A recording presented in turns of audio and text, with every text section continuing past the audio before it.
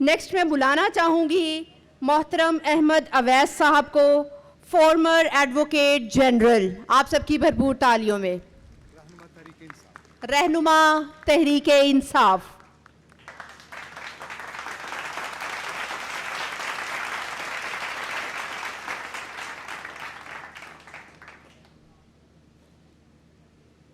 बिस्मिल्लाहिर्रहमानिर्रहीम।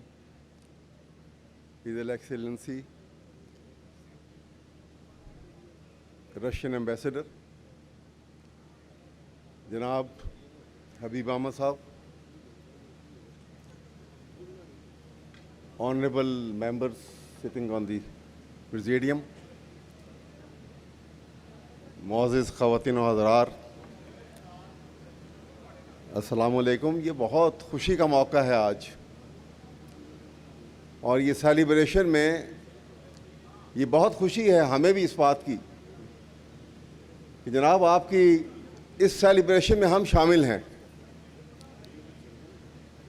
और जिस जवां मर्दी का सबूत दिया आपने सेकेंड वर्ल्ड वॉर में, और इसका नतीजा आपके हक में हुआ और नाज़ीज़ जो है उनको शिकस्त हुई। बिला मुबालगा ये बात मैं कहूँगा कि इसमें जो कंट्रीब्यूशन सोवियत यूनियन की, उस वक्त की सोवियत यूनियन की और आपकी है, वो किसी और मुल्क की नहीं है। जंग का बड़ा हिस्सा जो है वो रशिया में लड़ा गया, और आपने अभी डिटेल्स भी बताई जा रही थी कि करीबन 3 करोड़ शहरी, जिसमें अफवाज के लोग भी थे और शहरी थे, जवां मर्दी से मुकाबला किया, और इतनी शहादतों और इतनी हलाकतों के बावजूद रशिया के अंदर नाजी को जाने की जरूरत ना हुई। और ये बहुत बड़ी कामयाबी है और बहुत बड़ा सबक है। लेकिन इसके साथ साथ एक बात जो बहुत ज़रूरी है आज मैं आपसे कहना चाहता हूँ कि दिस सेकेंड वर्ल्ड वॉर के बाद यूएनओ बनी, और यूएनओ में 5 मेंबर्स परमानेंट, जिनको वीटो पावर दी गई, और शायद बहुत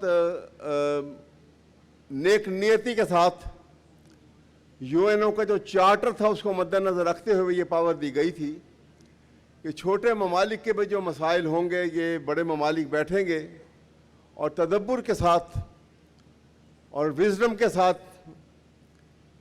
मजबूर करेंगे बाकी मेंबरान को भी कि छोटे ममालिक के डिस्प्यूट मेंबर जो हैं इस यूएनओ के, उनके मामलात को हल करने के लिए ये अपना असर रसूख इस्तेमाल करेंगे और अपनी ताकत को भी इस्तेमाल करेंगे।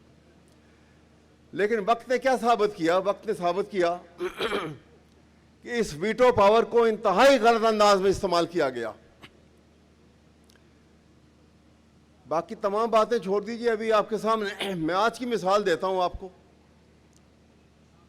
इजराइल ने जिस अंदाज में, जिस बर्बरियत का सबूत दिया है, और गजा स्ट्रिप के ऊपर फ़लस्तीनियों के ऊपर जिस तरह से बम्बार्डमेंट आज 1.5 साल हो गया और अभी मुस्तकिल चल रही है। UNO miserably failed. क्या फ़ायदा है इस यूएनओ का? कि क्योंकि अमेरिका बहादुर नहीं चाहता इसलिए कोई रोकने वाला नहीं है। इंटरनेशनल कोर्ट ऑफ जस्टिस का फैसला मौजूद है, उसको इंप्लीमेंट करने वाला कोई नहीं है। ये पॉलिसी को बदलना होगा। और मैं यहां आपको याद दिलाना चाहता हूं कि पहली जंग अजीम के बाद जब लीग ऑफ नेशन बनी थी, और लीग ऑफ नेशन में उस वक्त की सुपर पावर बरतानिया और फ्रांस इसी तरह दंदनाते फिरते थे जिस तरह आज अमेरिका दंदनाता फिरता है। और एक वक्त ऐसा आया कि बड़े बड़े ममालिक ने लीग ऑफ नेशन से अलहदगी इख्तियार करना शुरू कर दी।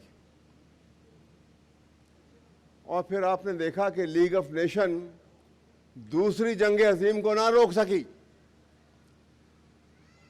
कि जहां आपके डीलिंग के अंदर, आपके तरीक़ेकार के अंदर इंसाफ का फुकदान हो जाएगा तो वहां पे फिर ताकत का निज़ाम आ जाएगा।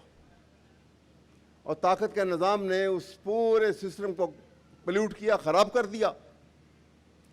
और दूसरी जंग अजीम में एक मुल्क के पास, अमेरिका के पास एटम बम था जिसने जापान पे 2 दफ़ा एटम बम गिराया और उसकी तबाही का बायस बना। लेकिन मैं आपको बावर कराना चाहता हूं कि आज हालात उससे बहुत आगे निकल चुके हैं। ये आपके होते हुए बात मैं इसलिए कर रहा हूं कि आप माशाल्लाह वर्ल्ड की सुपर पावर्स में शामिल हैं और वीटो के पावर्स हैं आपके पास, उन 5 ममालिक में शामिल हैं आप। तो मेरी गुजारिश ये है यहाँ पर कि यूएनओ के चार्टर के ऊपर अमल दरामद करने का रास्ता निकालना होगा। और जिन ममालिक में पाकिस्तान और इंडिया की मिसाल हमारे सामने है, कि किस बर्बरियत का सबूत दिया और किस अंदाज में पाकिस्तान के ऊपर हमला किया गया। ये अलग बात है कि जो कौम मौत को गले से लगाती हो उसको कोई हरा नहीं सकता।